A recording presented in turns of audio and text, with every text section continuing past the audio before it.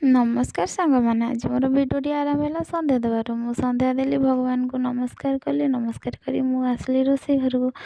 ବାବୁ ଏପଟରେ ଚା ବନାଉଛନ୍ତି। ମୁଁ ତାଙ୍କୁ ପଚାରିଲି, ତୁମେ କ'ଣ ଚା ବନାଉଛ? କହିଲେ, ତୁ ସବୁଦିନ ଚା ବନାଉଛୁ, ମୁଁ ଆଜି ଦିନରେ ବନାଉ, ତୁ ପିଇବୁ, ଦେଖିବୁ କେତେ ଟେଷ୍ଟ ଅଛି। ଆଉ କହୁଛନ୍ତି, ତାପରେ ମୋତେ କୁହନ୍ତୁ, ତୁ ଚା ବନେଇ ପାରୁନୁ, ମୋତେ ରଗେଇ ଦେଉଛନ୍ତି। ଚା ବନେଇ ପାରୁନୁ, ଭଲ ଲାଗୁନି, ତୁ ଚା କଷା କରିଦେଉଛୁ, ମିଠା କରିଦେଉଛୁ। ମୋ ମୁଣ୍ଡଟାକୁ ଖରାପ କରିସାରିଲେଣି। ମାନେ ବେଶୀ ପତି ପକାଇବୁନୁ, ଦେଖୁନା କହୁଛନ୍ତି ମୁଣ୍ଡଟା ଖରାପ କରିସାରିଲେଣି।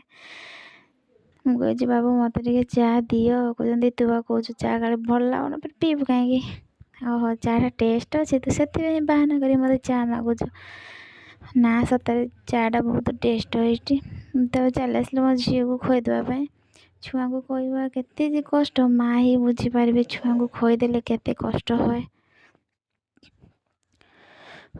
ଝିଅକୁ ମୁଁ ଖୋଇ ଦେଇକି ମୁଁ ଚାଲିଲି ଖାଇବା ପାଇଁ। ରାତି 9:30 ହେଲାଣି। ମୁଁ ଖାଇବା ପାଇଁ ଚାଲିଲି। ସେପଟରେ ଆଳୁ ଚୋଖା କରୁଛନ୍ତି, ମୁଁ ଭାତ ଖାଉଛି। ମୋର ବି ଇଚ୍ଛା ହେଉନି ଭାତ ଖାଇବା ପାଇଁ। ଦେଖୁନା ମୋ ଆଖି କେମିତି ନିଦରେ କ'ଣ ହେଇଗଲାଣି। ବାବୁ କହୁଛନ୍ତି, ଅଳ୍ପତରେ ଖାଇଦେ, ରାତିରେ ଉପାସ ଶୁଅନ୍ତିନି। ଖାଇ ଖୋଇ ଦେଇ ଚାଲିଲି ବାସନ ମାଜିବା ପାଇଁ। ମୁଁ ରାତିରେ ସବୁ ବାସି କାମ ସାରିଦିଏ। ଆପଣମାନେ ରାତିରେ ବାସି କାମ କରନ୍ତି କି ନାହିଁ ମୋତେ ଟିକେ କମେଣ୍ଟରେ ଜଣାଇବେ। ଆଜି ନୂଆ ମାନେ ସବୁଦିନ ମୁଁ ରାତିରେ ବାସନ ମାଜିକି, ଶୀତ କି ବର୍ଷା ଯାହା ବି ହଉ, ମୁଁ ରାତିରେ ବାସନ ମାଜିଦିଏ। ବାସି କାମ ସକାଳକୁ ରଖନ୍ତିନି କିଛି। ଚାଲି ଗୋବର ପାଇଁ ମୁରୁଜ ପକେଇବି ଚଉଁରା କତିରେ, ସେଥିପାଇଁ ଗୋବର ପାଇଁ ଚାଲିଲି। ଗୋବର ଆଣିକି ଚଉଁରା ଲିପିବି। ବାବୁ ମୁଁ ଟିକେ ହସିଦେଲେ, କାହିଁକିନା ମୁଁ ଯୁଆଡ଼େ ଯାଉଛି ପଛେ ପଛେ ମୋବାଇଲ୍ ନେଇ ଯାଉଛନ୍ତି, ସେଥିପାଇଁ ଟିକେ ହସ ଲାଗିଲା, ହସିଦେଲି। ତାପରେ ସେ ଚଉଁରାକୁ ଲିପିଲି।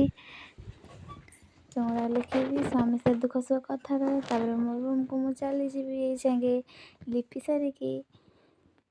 ମୋ ଭିଡ଼ିଓଟି ଯଦି ଆପଣମାନଙ୍କୁ ଭଲ ଲାଗିଥାଏ, ଗୋଟେ ଲାଇକ୍, ଗୋଟେ ସେୟାର, ଗୋଟେ ସବସ୍କ୍ରାଇବ୍। ରହୁଛି। ଜୟ ଜଗନ୍ନାଥ, ନମସ୍କାର।